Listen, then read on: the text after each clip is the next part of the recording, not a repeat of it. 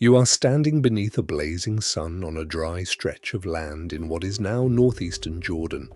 The year is roughly 2,400 years ago. Around you, thin stalks of wild grass sway in the hot wind. Their tiny seeds look useless.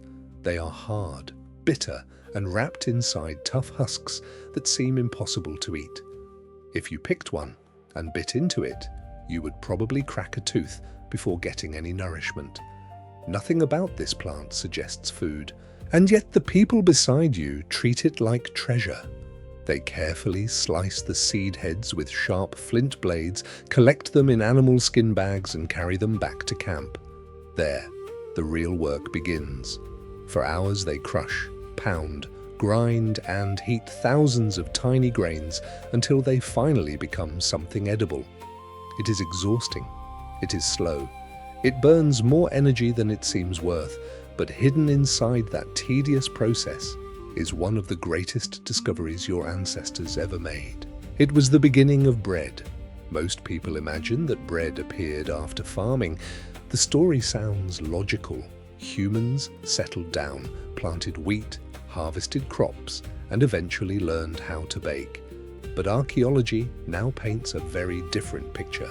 Evidence gathered over the past 2 decades suggests bread existed long before agriculture. In 2018, archaeobotanist Amaya Aranz Otegui and her colleagues published remarkable findings from a Natufian hunter-gatherer site called Shubaika 1 in Jordan. Inside ancient fireplaces, they discovered tiny charred fragments that microscopic analysis revealed were pieces of flatbread. The bread had been made from wild einkorn, wheat, barley, oats, and ground tubers from aquatic plants. Even more astonishing was its age, around 14,400 years old. Nearly 4,000 years before anyone intentionally planted crops. Think about what that means. These people owned no farms, they had no permanent villages, no granaries, and no fields stretching across the landscape. They were hunter-gatherers, constantly adapting to nature, yet they already understood an incredibly complicated process. First, they gathered wild grains, one stalk at a time. Then they removed the tough outer husks, ground the kernels into flour with heavy stones, mixed the powder with water, and finally baked the dough in hot ashes. Every step required experience. Every mistake wasted precious food. This was not an accident. It was technology. Even more surprising, bread itself was probably not the first breakthrough. At Ohalo 2, beside the Sea of Galilee, archaeologists uncovered grinding stones nearly 23,000 years old. Microscopic starch grains trapped inside the stone showed that Ice Age people had already been grinding wild wheat and barley thousands of years before the earliest known bread. They may have eaten the flour as porridge or simple paste, but they had already solved the hardest problem. They discovered that hard seeds could be transformed into food. Similar evidence appears across Ice Age Europe, in Italy, Russia, and the Czech Republic. Researchers have found grinding tools more than 30,000 years old, carrying traces of processed wild oats. Some of those grains had even been heated before grinding, suggesting these people already understood that heat changed the food itself. Across thousands of miles separated by geography and climate, different groups of humans kept arriving at the same solution. That was no coincidence. They were all confronting the same biological challenge. Raw grain is a terrible source of nutrition. Wild seeds protect themselves with thick outer shells designed to survive being swallowed by animals. Inside, the starch is packed into structures your digestive system struggles to access. Eating raw grain provides surprisingly little energy. It is almost like chewing tiny pieces of wood. But once those grains are cracked apart, ground into flour, and heated, everything changes. Heat breaks apart the starch molecules, allowing your digestive system to absorb calories that were previously locked away. Grinding and cooking were not simply methods of preparing food, they were chemical shortcuts that unlocked energy nature had deliberately hidden. That mattered because the human body had already changed. Compared with other great apes, your digestive tract is relatively small. Your ancestors traded a large gut for a larger brain. Bigger brains consume enormous amounts of energy, but smaller intestines make it harder to digest raw plants efficiently. Cooking had already helped solve that problem for meat and underground tubers. Grain presented a new obstacle. Bread became the solution. Later, fermentation would make it even better. As wild yeast began breaking down compounds like phytic acid, minerals such as iron, zinc, and magnesium became easier to absorb. Over thousands of years, even the bacteria living inside the human gut adapted to this new food source. Bread did not simply change civilization. It gradually changed the biology of the people eating it. It also offered something no other prehistoric food could match. Once baked, bread became lightweight, portable, and packed with calories. Fresh meat spoiled quickly, fruit bruised easily, tubers were heavy to carry, bread could travel. For highly mobile hunter-gatherers constantly following seasonal resources, portable energy meant survival. A small bundle of flatbread represented hours of labor, but it also represented security. It could feed a family long after the hunt had failed. That raises one of archaeology's most fascinating questions. If bread existed before farming, could bread have inspired farming itself? Harvesting wild grain was incredibly inefficient. Every seed had to be collected by hand, every husk removed individually.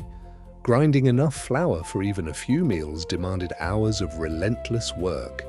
Yet the final product was so valuable that people kept doing it anyway. Many researchers now believe bread was not an everyday meal, but a luxury reserved for celebrations, ceremonies, and large gatherings. That idea becomes even more compelling at Göbekli Tepe in southeastern Turkey.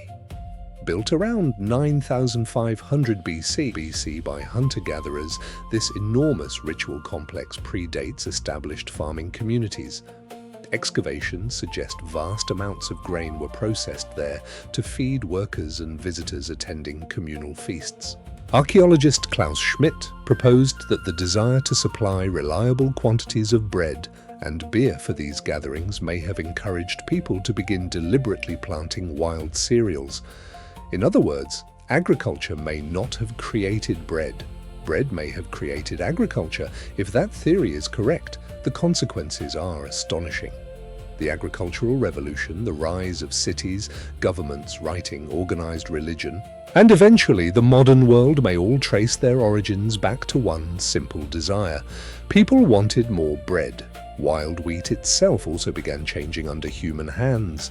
Early varieties like wild einkorn naturally scattered their seeds when ripe, making harvesting frustratingly difficult. Over countless generations, people unknowingly selected plants whose seed heads stayed intact. Those easier-to-harvest grains were replanted year after year until entirely new domesticated crops emerged across the Fertile Crescent. Without understanding genetics, your ancestors quietly reshaped evolution itself. Then, another accident changed everything again. At some point, someone left dough sitting a little too long before baking it. Instead of spoiling, wild yeast, floating through the air, settled onto its surface and began feeding on natural sugars. As the yeast released carbon dioxide, tiny pockets formed inside the dough. Gluten proteins trapped the gas, allowing the bread to expand. When the loaf entered the fire, the heat locked that airy structure permanently into place. Soft, leavened bread was born. Ancient Egypt perfected this discovery. By the time of the New Kingdom, Egyptian bakers produced dozens of different varieties, flavored with dates, figs, coriander, and honey. Bread became so valuable that workers constructing the pyramids often received bread and beer as wages instead of money. Feeding the population became one of the pharaoh's greatest responsibilities because controlling bread meant controlling stability. Bread and beer were deeply connected, sharing nearly identical ingredients and fermentation processes. In many Egyptian bakeries, coarse bread even served as the starter for brewing beer, while yeast collected from brewing helped raise the next batch of bread. They formed one continuous cycle that powered an entire civilization. Bread, however, always carried a hidden cost. Before mills and machinery, every loaf demanded hours of physical labor. The simplest grinding tool was nothing more than a flat stone and a smaller hand stone pushed back and forth until hard kernels became fine flour. Day after day, year after year, this repetitive motion reshaped the human body. At Abu Huraira, in modern-day Syria, bioarchaeologists found skeletons showing severe arthritis in the toes from kneeling for countless hours, compressed vertebrae from leaning over grinding stones, and arm bones so heavily reinforced that they rival those of modern elite athletes. The evidence reveals something history often overlooks. Much of this work was performed by women. Every loaf carried the invisible weight of someone's aching back, worn joints, and exhausted muscles. Bread fed civilizations, but human bodies paid the price. Eventually, technology eased that burden. Rotary querns replaced the old back-and-forth grinding motion with spinning stones, producing finer flour with less effort. Later, the Romans transformed milling into an industrial process. At Barbegal in southern France, 16 water wheels powered one of the largest flour mills of the ancient world, producing several tons of flour every day. For the first time in history, flowing water, rather than human muscle, performed the hardest part of making bread. Rome also understood something that many governments would later learn the hard way. Bread was never just food, it was political power. The Roman poet Juvenal famously described the strategy of ruling through bread and circuses, keeping citizens satisfied with food and entertainment. Hundreds of thousands of Romans received free grain distributions every month, while bakers operated under strict government regulation, because a stable supply of bread meant a stable empire. One baker became so successful that his monument still stands today.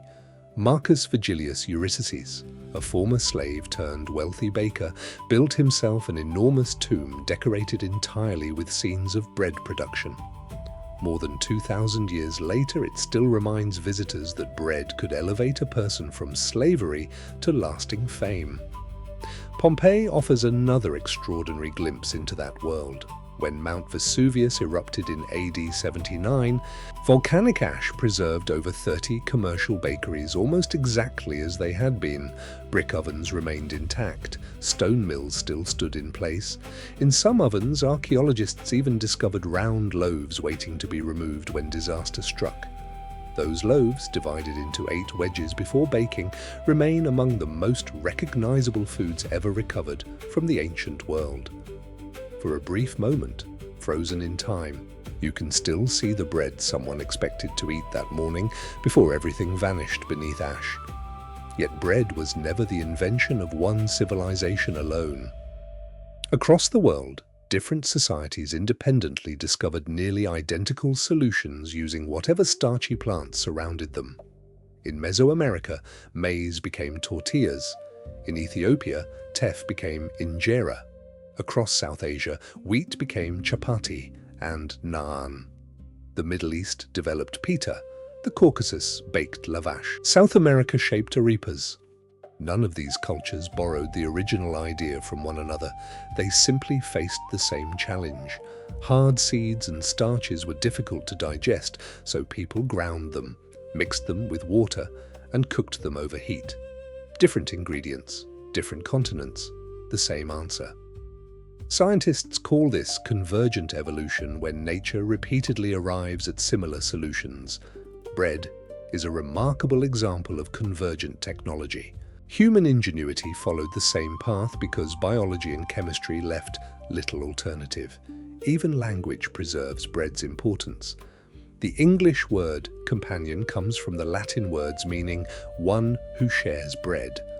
The word Lord traces back to an Old English expression meaning guardian of the loaf, while lady originally referred to the woman who kneaded bread. Long before these words described social status, they described responsibility for feeding others. bread also became sacred. During Passover, Jewish families eat unleavened matzo to remember the hurried escape from Egypt. In Christianity, bread symbolizes the body of Christ during the Eucharist.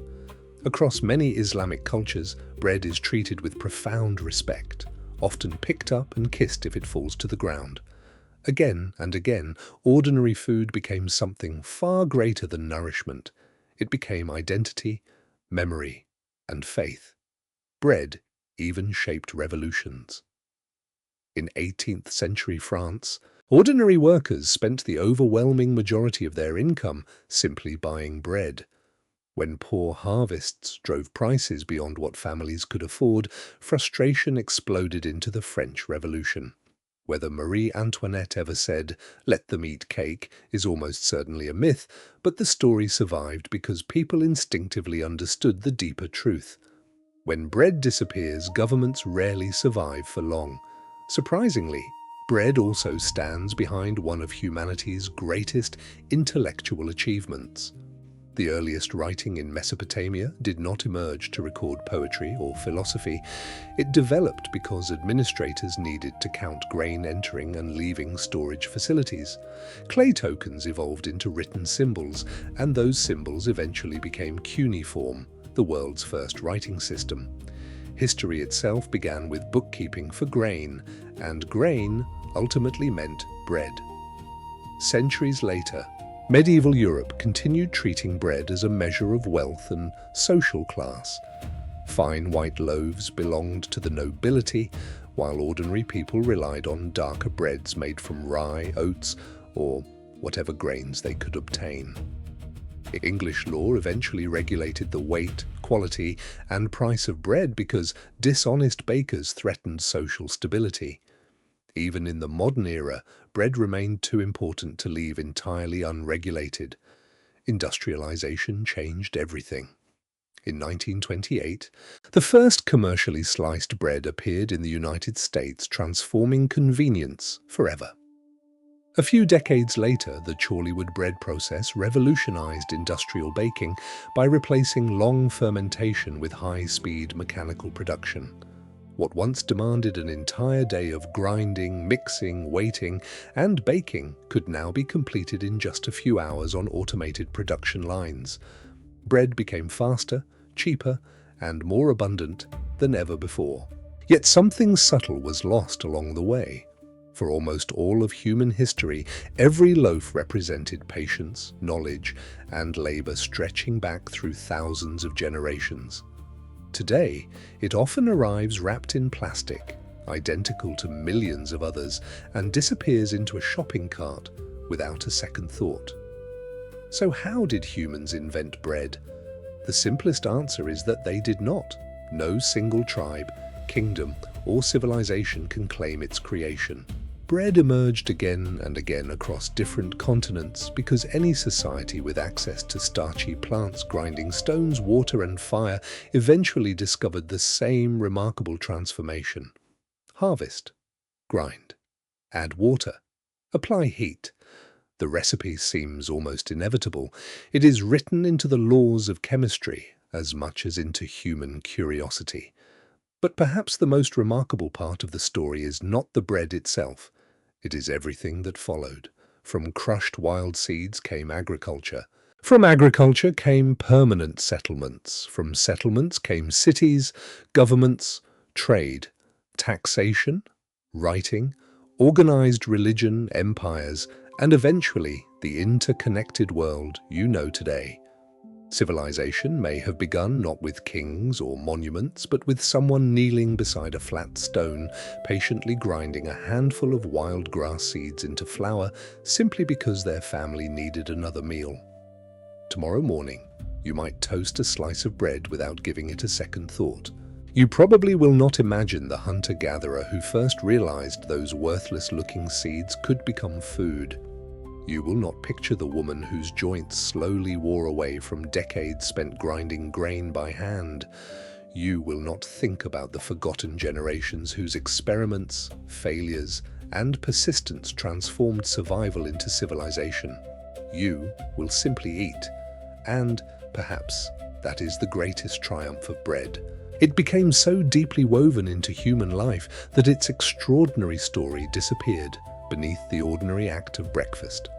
Modern life celebrates complexity, yet one of the greatest forces behind human history was nothing more than crushed seeds, water, and fire.